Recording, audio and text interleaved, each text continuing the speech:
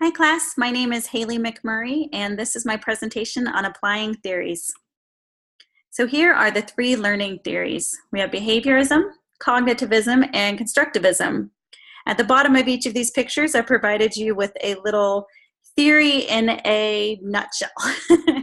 So it's just a quick synopsis of what this theory is telling us. So for behaviorism, we've got our little rat buddy here who's holding a sign that says, "Will press lever for food." And as this picture illustrates, this theory is all about conditioning. The idea that learning is a result of responses to external stimuli. So for this rat, when he presses a lever and a pellet comes out, his behavior is positively reinforced through the introduction of what he wants, the incentive that drives his motivation, the pellet. By using positive and negative reinforcements, behaviors can be changed and shaped.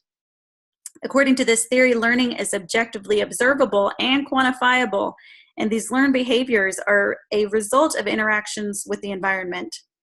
Transfer occurs when a stimuli and response are similar in two different situations, and the primary assumption of this theory is that everything we do is related to behavior rather than the mind itself. Pinpointing which behaviors are responses to particular stimuli allows us to predict and then control those behaviors. So in a nutshell, learning is based on observable changes in the behaviors of an individual. Next, we have cognitivism, which is represented by this fella who's showing off his black box mind. The idea is that the mind as a black box needs to be opened up, kind of like your computer's internal processor. Cognitive theories of motivation hold that behavior is a result of active processing and the interpretation of information. This theory emphasizes mental processes like thinking and problem solving as the building blocks of knowledge, or a person's schema. To cognitivists, learning is a result of the introduction of new situations, which are accommodated and assimilated through a change in a learner's schemata, or in other words, through the redefining of prior knowledge. Transfer has taken place when an individual processes information such that it can be readily stored and then later recalled. Now, contrary to behaviorism, cognitivism assumes that behavior is not always predictable, as psychological processes and prior knowledge can intervene between the stimulus and the response. So, in a nutshell, distinct cognitive processes are responsible for individual learning. This last theory, constructivism, rests on the premise that learning occurs through interaction and experience and reflection on those experiences. To constructivists, learning occurs when people are actively involved in the process of constructing their knowledge and understanding. Learning is a hands-on, not a passive phenomenon. We've all taken science classes, like this guy here, that really challenged our understanding of what we thought we knew. So it's not a surprise that many of these courses have labs that go along with them. Constructivists would argue that it's through this act of learning, essentially by getting our hands dirty and collaborating with others, that we absorb, retain, and transfer information. Constructivists assume that motivation is both intrinsic through curiosity and extrinsic. Since learning is a social phenomenon, individuals are partially motivated by the rewards that can be accessed through acquired knowledge. So in a nutshell, constructivism argues that knowledge is constructed by the learner. Understanding these theories are important to instructors, as these theories influence not just how students learn, but also how teachers teach. Not all students learn the same, so by understanding these theories, we can tailor our teaching styles to best fit our classes and students. So do teachers use just one theory in their teaching style? As you've likely already deduced, no, they sure don't. There's a great deal of overlap between these theories and application. All of the theories look at behavior as a result of learning and observe these external responses and internal responses that individuals have to different situations. However, behaviorism sees learning as a result of external stimuli that prompt change, and cognitivism views learning as an active internal process. And constructivism believes learning is a bit of both, through creating meaning from experiences and prior knowledge.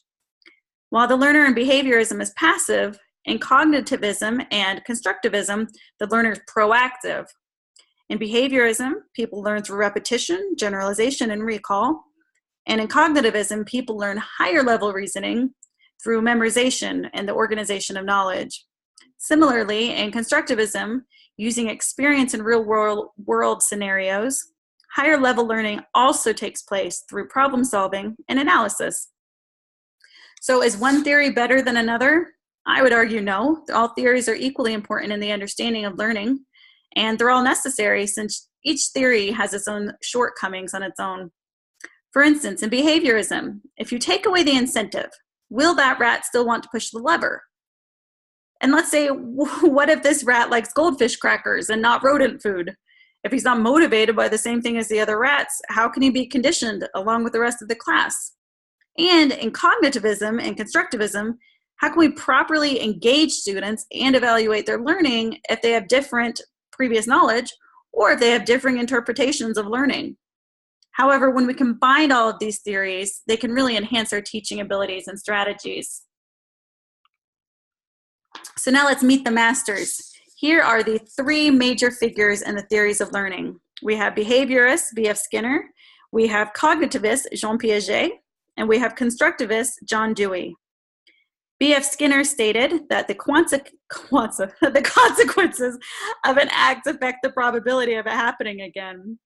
If Skinner were teaching a course at PSU, he would likely utilize repetition, reinforcement, and motivation in the classroom. For example, Professor Skinner may reward students with perfect attendance by allowing them to drop their lowest test score at the end of the semester, or just skip the course final exam. Jean Piaget said that teaching means creating situations where structures can be discovered. In Professor Piaget's class, he'd likely use learning strategies like metaphors and analogies in his teaching in order to connect the dots for his students between new information and their previous knowledge. And John Dewey said, education is not an affair of telling and being told, but an active and constructive process. Professor Dewey would no doubt employ a great deal of hands-on strategies in his classroom. And you could expect group work to show up on the syllabus at least once or twice. So in closing, as future instructors, I'd like to pose the following questions. Number one, how will you teach your students now that you have an improved understanding of how students learn? Number two, which of these theories make the most sense to you? And number three, out of sheer curiosity, which of these fathers of learning theories would you most like to take a course from? Oh, to be so lucky, right? Okay, so this is the end of the presentation. I hope to help you in your understanding of the module. Thanks for sticking with me until the end. Have a great day.